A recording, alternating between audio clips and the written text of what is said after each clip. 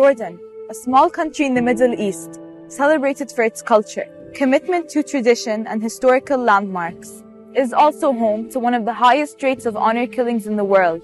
July 28, 2020 headlines. Father smashes daughter's skull with a concrete block. 30-year-old Ahlam was brutally murdered by her own father after he discovered his daughter's involvement in an illegitimate relationship. Right after, he calmly sat beside her body, smoking a cigarette and drinking tea while waiting for the police to arrive. November 2019 headlines. Husband gouges out wife's eyes with his own hands. The crime took place right in front of her children, despite her plea to spare one eye so she would be able to see them. The motive? She dared to argue with her husband. Our campaign focuses on tackling hate against women in our local community.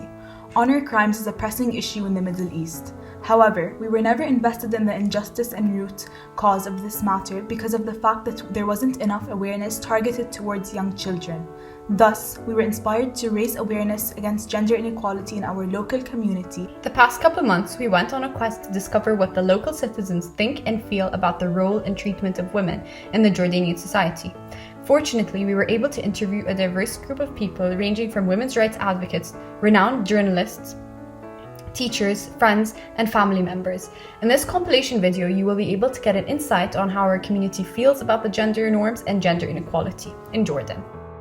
We need to break the taboo. I think that young Jordanian women have started breaking the taboos. There was a campaign, Speak Up, last year maybe, or the year before. We had already done a study, and the study showed that 89% of all those we interviewed had at least once in their lives experienced one form or another of sexual harassment. I think people who don't know the religion very well maybe can say, oh, because it is religious, that's why women are oppressed. But I think it's more a cultural construct than it is a religious construct.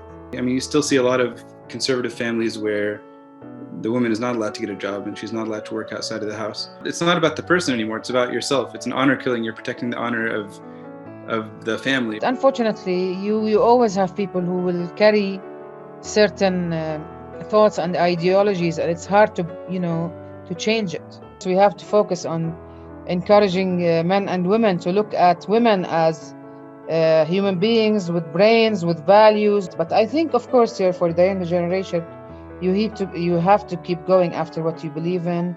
You have to keep fighting for raising awareness and believing that you can make a difference. Social changes, they can happen in many different ways, but I think education is really, really important. And we have to put that puzzle piece into play. It's also up to you and the way you want to show up, the way I want to raise my kids, the way I want to be treated as a woman, where you put your boundaries and learn how to put them as you grow up. But I need there to be education for the men also to realize that, in whatever it is, it's a partnership.